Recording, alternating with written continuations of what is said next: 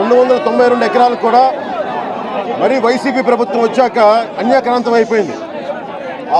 అటువైపున్న కొండ చూస్తేనేమో అది ఎవరో ఒక ఆశ్రమానికి ఇచ్చారని చెప్తా ఉన్నారు. ఇటువైపు ఏమో లేఅవుట్లు ఇచ్చేశారు. ఇలాంటి హెరిటేజ్ సైట్కి ఉన్న మిగిలిపోయిన 292 ఎకరాలకు కూడా పర్యావరణ పరిరక్షకులు కానీ ప్రేమికులు కానీ ఇది మన జాతీయ సంపద. ప్రభుత్వాన్ని రక్షించాల్సిన పరిస్థితి, దీన్ని రక్షించాల్సిన కర్తవ్యం వాళ్ళకు ఉంది. టూరిజం మంత్రులు సమక్షంలో ఇవన్నీ దారుణాలు జరిగినాయి. ఎందుకంటే బఫర్ జోన్ ఉండాలి. ఇది 292 ఎకరాల్లో ఈ ఎర్రమట్టి దిబ్బలు ఉన్నాయంటే దాని తర్వాత ఉన్న కనీసం ఒక 30 ఎకరాల చుట్టుపక్కల దాన్ని బఫర్ జోన్గా పెడతారు. కనీసం 100 అడుగులు కూడా పెట్టలేదు.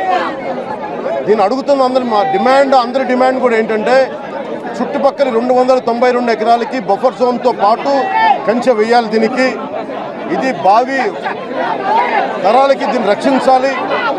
ఇలా రక్షించకపోతే మటుకు ఇది మేము వైసీపీ ప్రభుత్వం దీన్ని కనుక చర్యలు తీసుకోకపోతే వచ్చే 48 గంటల లోపల దీన్ని ఏ విధంగా దీన్ని ఎలాంటి కసరత్తు చేయబోతున్నారు, ఎలా పరిరక్షించకపోతున్నారు కానీ ప్రభుత్వం దీన్ని స్పందించిన పక్షంలో దీన్ని గ్రీన్ ట్రిబ్యునల్ దాకా తీసుకెళ్తాం. దీన్ని ఖచ్చితంగా కేంద్ర పర్యావరణ శాఖ తీసుకెళ్తాం. దీన్ని